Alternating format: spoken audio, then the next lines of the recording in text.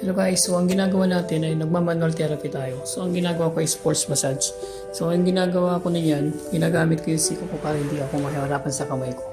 Sa mga nag-aaral dyan sa mga massage therapy, so pwede yung tignan yung video, ano din niyo kung anong ginagawa natin. Kompleto yan. Pagkatapos yan, natin siyang i-massage sa kamay. So gagamit natin ng siko hanggang uminit yung mga muscle niya. Pag uminit yung mga muscle niya, so magagawa po tayo ng stretching. Pagkatapos ng stretching, sasamahan mo na massage habang ini-stretch mo siya. So yan, kinuha ko yung ano niya. So ini-stretch ko yung sa lower niya, tapos minamasahe ko. So kung hindi niya pa ito nagagawa, pwede yung gayahin to. Tapos dahan-dahan lang para mapil ng client na yung ginagawa natin ay nasa tamang timpla lang. So kung kayo nag-aaral na massage therapy, so pwede kayong mag-ano yan, panoodin yung ginagawa natin. Ni-stitch ko yung baba niya, tapos sinisiko ko siya. Ano ba ang purpose natin? Ba't natin siya sinisiko? Siyempre, para mapil niya kasi yung mga muscle yan kasi medyo matitigas. So pag kamay mo, mahirapan ka. Hirap na hirap ka dyan kasi matigas yung muscle niya. Tapos yan, ini-stitch ko yung paa niya.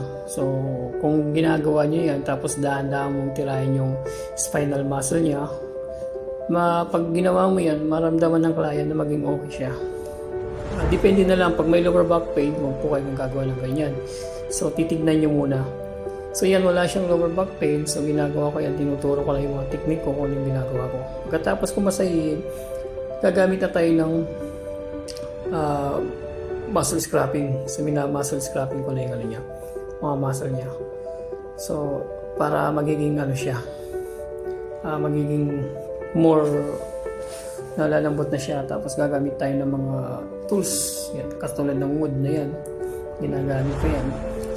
Ginagamit ko yung pull back, ginagamit ko sa pull back niya, pero huwag yung papatamaan yung mga buto niya kasi pag pinatamaan yung buto niya masakit yan. So ganyan lang ginagawa natin dyan sa mga massage therapy natin sa iba-ibang lugar sa bansa ng mga Pilipino. Kung gusto nyo matuto ng maraming technique, so tignan nyo yung video ko, mag-follow po tayo. So makikita nyo lahat ng ginagawa ko dyan. So lahat ng ginagawa ko yan at trusted na yan. Okay.